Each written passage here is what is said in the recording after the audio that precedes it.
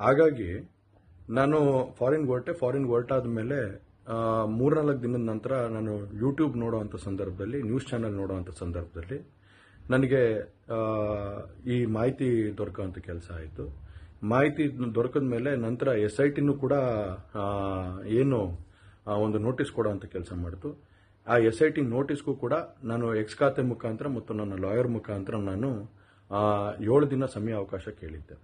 7 ದಿನ ಸಮಯ ಅವಕಾಶ ಕೇಳಿದ ಮೇಲೆ ಕೂಡ ಅದು ಮಾರನೇ ದಿನನೇ ಏನು ಕಾಂಗ್ರೆಸ್ಸಿನ ಹಿರಿಯ ನಾಯಕರಾದಂಥ ರಾಹುಲ್ ಗಾಂಧಿ ಅವರು ಮತ್ತು ಹಾಗೂ ಎಲ್ಲ ಹಿರಿಯ ನಾಯಕರುಗಳು ಏನು ಓಪನ್ ವೇದಿಕೆಗಳಲ್ಲಿ ಈ ಒಂದು ವಿಚಾರಗಳನ್ನ ಪ್ರಚಾರ ಮಾಡೋದಕ್ಕೆ ಪ್ರಾರಂಭ ಮಾಡಿದ್ರು, ಚರ್ಚೆ ಮಾಡೋದಕ್ಕೆ ಪ್ರಾರಂಭ ಮಾಡಿದ್ರು, ಒಂದು ರಾಜಕೀಯದ ಪಿತೂರಿ ಮಾಡೋಂಥ ಕೆಲಸನ ಮಾಡಿದ್ರು.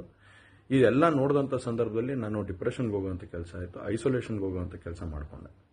ಹಾಗಾಗಿ ನಾನು ಮೊದಲನೇದಾಗಿ ನಿಮ್ಮೆಲ್ಲರನ್ನೂ ಕ್ಷಮಾಪಣೆ ಕೇಳಿದೆ, ದಯವಿಟ್ಟು ಕ್ಷಮಿಸಿ ಅಂತ ಕೇಳಿದೆ ನಾನು.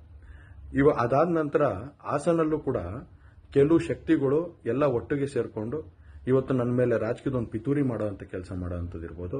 ರಾಜಕೀಯವಾಗಿ ನಾನು ಏನು ಬೆಳೀತಾ ಇದ್ದೀನಿ, ನನ್ನ ಕುಗ್ಗಿಸ್ಬೇಕು ಅನ್ನೋ ಒಂದು ರೀತಿಯಲ್ಲಿ ಇವತ್ತು ಏನೇನೋ ಒಂದು ಪ್ರಕರಣಗಳಲ್ಲಿ ಅವರು ಎಲ್ಲರೂ ಕೂಡ ಒಂದು ಭಾಗಿಯಾಗುವಂಥ ಕೆಲಸಗಳನ್ನ ಮಾಡಿಕೊಂಡ್ರು.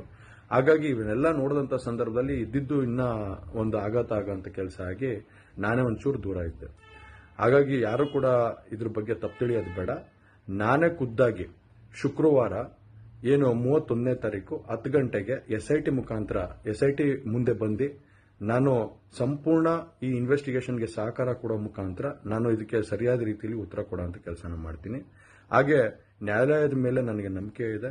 ಖಂಡಿತವಾಗ್ಲೂ ಕೂಡ ನಾನು ಈ ಒಂದು ಏನು ಸುಳ್ಳಿನ ಪ್ರಕರಣಗಳಿದಾವೆ, ಈ ಸುಳ್ಳು ಪ್ರಕರಣದಿಂದ ಆಚೆ ಬರೋಂಥ ಕೆಲಸನ ನ್ಯಾಯಾಲಯದ ಮುಖಾಂತರನೇ ಮಾಡ್ಕೋತೀನಿ ಅನ್ನೋ ಒಂದು ನಂಬಿಕೆ ನನ್ನಲ್ಲಿ ಏನಿದೆ. ಹಾಗೂ ದೇವರ ಆಶೀರ್ವಾದ ಮತ್ತು ಜನರ ಆಶೀರ್ವಾದ, ನನ್ನ ಕುಟುಂಬದ ಆಶೀರ್ವಾದ ನನ್ನ ಮೇಲೆ ಇರಲಿ.